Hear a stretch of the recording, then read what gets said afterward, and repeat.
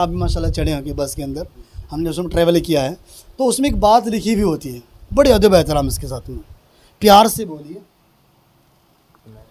پیار سے بولیے، عزت مفت ملے گی۔ السلام علیکم۔ وعلیکم السلام۔ السلام علیکم۔ وعلیکم السلام۔ کیا نام بھائی جان؟ محمد اویس۔ اور آپ کا؟ محمد عظیم۔ سننا ہی پڑے گا مجھے بھائی جان کے لیے۔ تھوڑا سا محمد عظیم۔ عظیم بھائی۔ اچھا دراصل عظیم بھائی ہم نا مسلمانوں سے اسلام کے متعلق بات کرتے ہیں، تو اجازت سے کچھ بات کر لیں؟ جی جناب۔ جی ہاں۔ سب سے پہلے آپ نا مجھے کلمہ سنا دیجیے۔ پہلا کلمہ طیب تیمن پاک لا الہ الا اللہ محمد الرسول اللہ صلی اللہ علیہ وسلم۔ ماشاء اللہ زبردست۔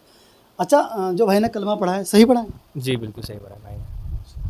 اچھا یہ جو انہوں نے کلمہ پڑھا ہے اس کا مطلب کیا ہے؟ اس کا مطلب یہ ہے کہ نہیں کوئی معبود سوائے اللہ کے، اور آپ صلی اللہ علیہ وسلم دنیا کے آخری پیغمبر رسول ہیں۔ ماشاء اللہ بھائی نے ایک بات بہت زبردست ایڈ کی ہے، جسے قرآن مقدس نے یوں فرمایا، ما کان محمد ابا احد من رجالکم ولکن رسول اللہ و خاتم النبیین، یعنی کہ فرمایا کہ یہ آخری نبی ہے۔ جی بے شک۔ کتنی گہری بات آپ نے کہی۔ جانتے ہو اگر کوئی بندہ اس بات کو لے کر یوں کہہ دے کہ ہمارے نبی کے بعد ایک نبی اور آنے والے ہیں، تو وہ مسلمان نہیں ہے میرے حساب سے۔ مسلمان ہی نہیں ہے۔ مسلمان نہیں ہے، جی صحیح اور بات۔ جو بندہ اس چیز کا دعویٰ کر دے کہ آخری نبی ایک اور آنے والے ہیں، تو سراسر اس کا جو اسلام تھا وہ سرے سے رد کر دیا گیا۔ جی بالکل ختم ہو گیا۔ آپ نے بڑی گہری بات کہی۔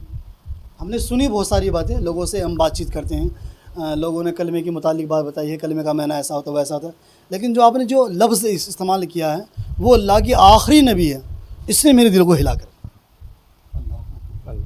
ماشاء اللہ زبردست۔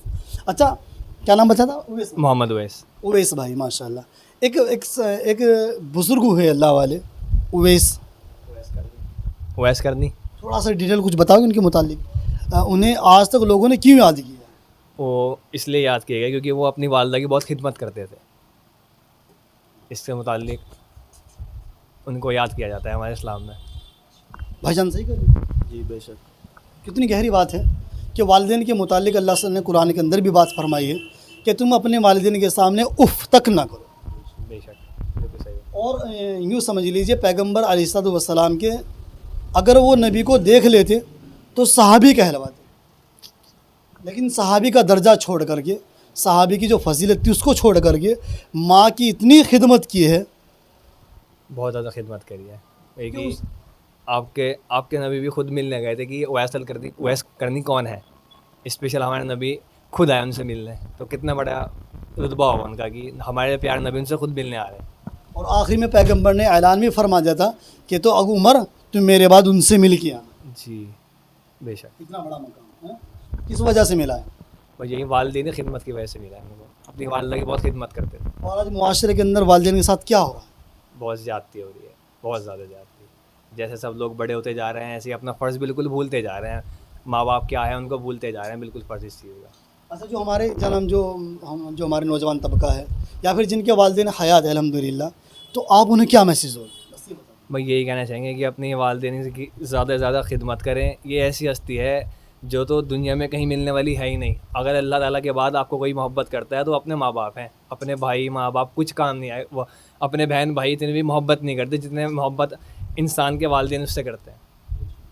اچھا آپ نے ماشاءاللہ گہری باتیں کہی ہیں، تھوڑی سی اس کے اندر نا کچھ چوک لوگوں نے کی ہے، یعنی کہ جب ہم جس رتبے پہ تھے، اگر میں باپ ہوں یا میں بیٹا ہوں یا میں بھائی ہوں، اگر ہم نے اپنے اس رتبے کا لحاظ نہ کیا تو سامنے والا چھوٹے ہماری بے عزتی کرنے میں مشہور ہو جاتا ہے۔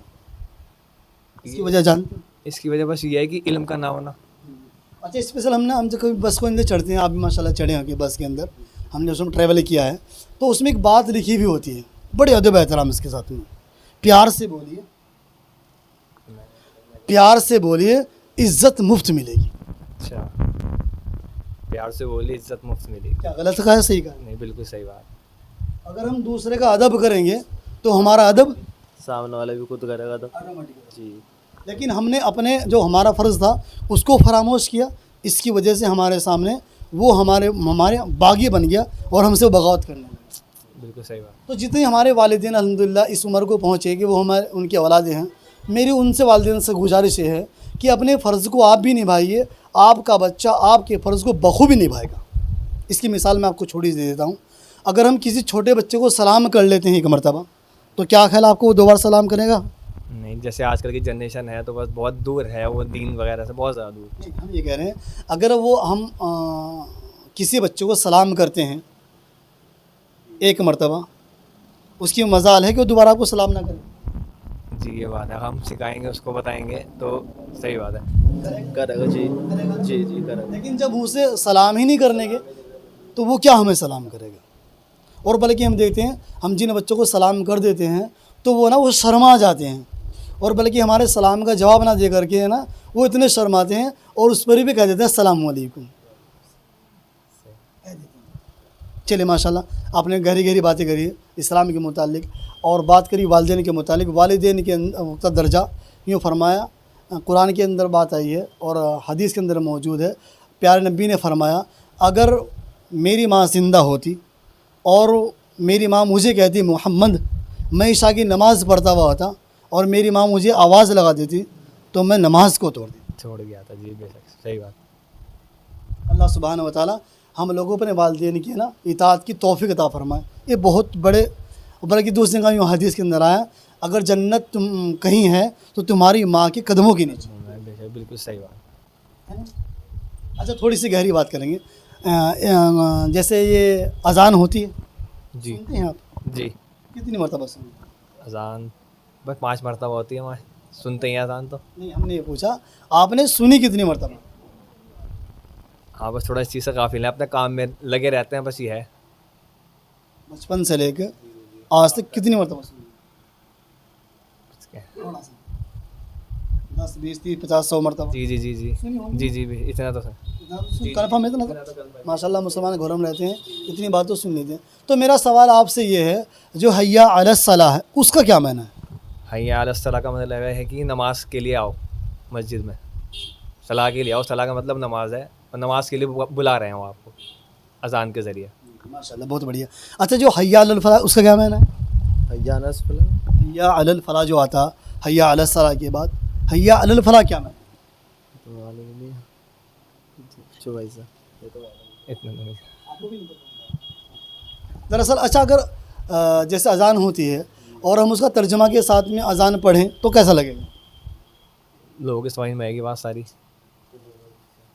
لیکن جو اصل جو طریقہ ہے، جو صحیح طریقہ ہے، وہ تم عربی بول سکتے ہیں. جی جی جی. مائک ہم بولنے لگے، مائک کے اندر جیسے ہم بولتے ہیں اللہ اکبر اللہ اکبر، اگر ہم ایسے بولنے لگے اللہ بڑا ہے تو چلے گی بات؟ نہیں جو طریقہ ہے اگر اس طریقے میں رہے تو زیادہ بہتر ہے.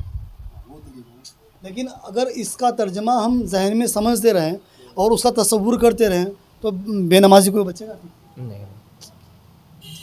ہم 20 سال 30 سال 50 سال کی عمر ہو گئی ہماری، مسلمان گھروں میں پیدا ہوئے، مسلمان گھروں میں کھایا پیا ہے، آج تک ہمیں اذان کے متعلق کتنے نوجوان ملیں گے جو ترجمہ نہیں جانتے. جی بے شک. اللہ کیا کہہ رہا ہے؟ آؤ نماز کے لیے. کیوں؟ کیونکہ یہ کامیابی ہے. بے شک. اس لیے ہم لوگوں کو چاہیے کہ جتنے بھی ہم ارکان کرتے ہیں نماز کے اندر پڑھنے والے ہیں، ہم ان سب کا ترجمہ جاننے والے ہیں. صحیح غلط؟ صحیح بات ہے. لیکن ترجمہ نہیں مل پاتا ہے، اس لیے ہمیں سمجھتے بس شاید اذان ہو رہی ہے چلو نماز پڑھ لے تو بہتر. لیکن ساتھ ساتھ نماز کے ساتھ ساتھ اعلان بھی کروا دیا کہ آؤ نماز کی طرف اور آؤ کامیابی کی طرف. حیا علی الصلاح، آؤ نماز کے لیے. حیا علی الفلاح، آؤ کامیابی کی طرف. اتنا بڑا حاکم تو کہے ہم آؤ کامیابی کے لیے، اور ہم کہاں دیکھ رہے اپنے کاروبار کے اندر کامیابی کس کے اختیار میں ہے؟ کامیابی تو 100% اسلام میں ہے، نماز اسلام میں ہے اور اللہ کے حکم میں ہے. اور ہم اپنے کاروبار کو چھوڑ کر یہ کہتے تھے کہ نہیں کاروبار ترقی اور جو کامیابی وہ ہمارے جو طریقہ ہے اسی میں ہے، جبکہ ایسا نہیں ہے. اچھا چلیے ماشاءاللہ اذان کے متعلق آپ سے بات ہوئی اور والدین کے متعلق بات ہوئی، تھوڑی سی اور بات کریں. جی جی. چلیے ماشاءاللہ کنٹینیو کر لیتے ہیں. اچھا یہ پوچھیں گے جیسے قرآن مقدس ہم پر نازل ہوا ہے، جی جی. تو قرآن مقدس کتنے وقت میں نازل ہو؟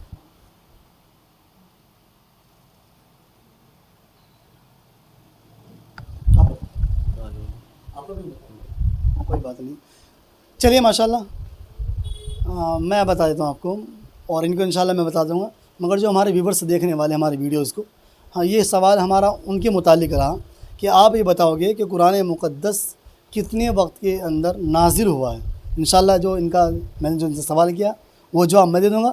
अगर किसी भाई को पता हो तो कमेंट के बॉक्स के ज़रिए से हमारे वीडियो के अंदर आप ज़रूर बताइए। बहुत बहुत शुक्रिया। अच्छा, मिल के कैसा लगा ये बता दीजिए। माशाल्लाह दिल खुश हुआ।